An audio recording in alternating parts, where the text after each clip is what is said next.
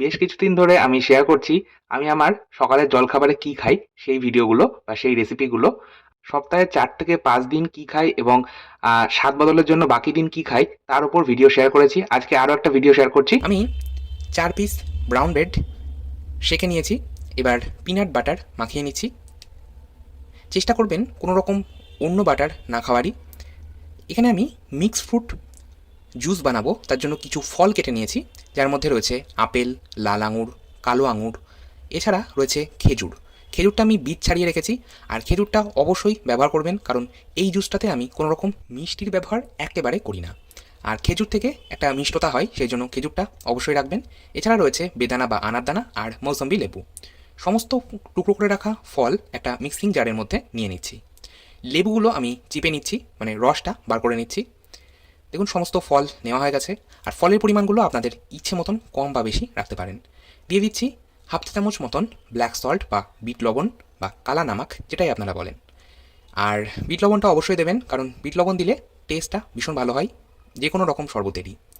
দিয়ে দিচ্ছি বড় কাপ মেপে ১ কাপ জল। আমি এবার এটা ব্লেন্ড করে নেব। আর যেটা বলছিলাম, আপনারা কিন্তু এখানে আপনাদের পছন্দ মতন যে কোনো ফল ব্যবহার করতে পারেন, তবে কলার ব্যবহারটা করবেন না। চাইলে আনারস কিংবা যে কোনো রকম ফল, যেমন তরমুজ, সমস্তটাই ব্যবহার করা যেতে পারে।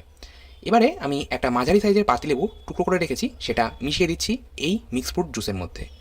পাতিলেবুর রস যদি যে কোনো শরবতে একটু দেওয়া হয়, সেই শরবতের টেস্ট লেভেলটা একটা আলাদা মাত্রায় নিয়ে যায়।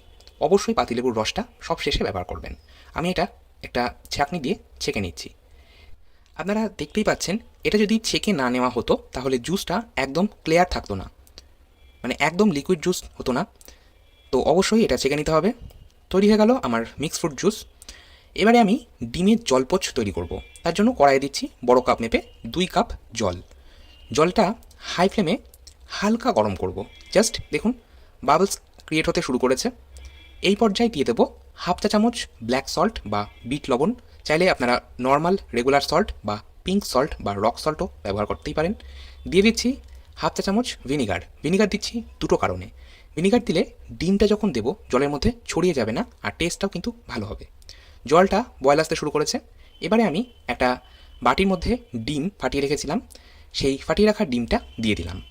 এবার আমি গ্যাসের ফ্লেমটা একদম লো টু মিডিয়ামে রেখে কভার করে ঘড়ি ধরে ৫ মিনিট এটা বয়েল হতে দেবো বা কুক হতে দেবো। আর এটা কভার করে রেখেছিলাম। ৫ মিনিট পর আমি কভারটা সরিয়ে নিচ্ছি। দেখুন আমাদের ডিমের জলপোচ একদম তৈরি। অনেকেই হয়তো আপনারা নর্মালি তেল দিয়ে এগ পোচ বা ডিম পোচ বানিয়ে থাকেন, এইভাবে জল দিয়ে বানিয়ে দেখতে পারেন, এটা কিন্তু আরও হেলদি হয়।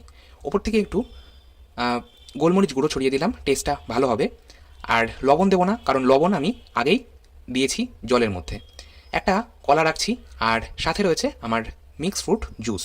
এই মিক্স ফ্রুট জুসে আমি কোনো রকম পাউডার সুগার বা হানি বা ম্যাপল সিরাপ কিছুই ব্যবহার করব না। আপনারা মিষ্টি ছাড়াই খাওয়ার চেষ্টা করবেন যারা ডায়েট করছেন। আর এছাড়াও আপনারা শরবত বানিয়ে রাখতে পারেন, গেস্ট আসলে আপনারা মিষ্টি দিয়ে পরিবেশন করতে পারেন।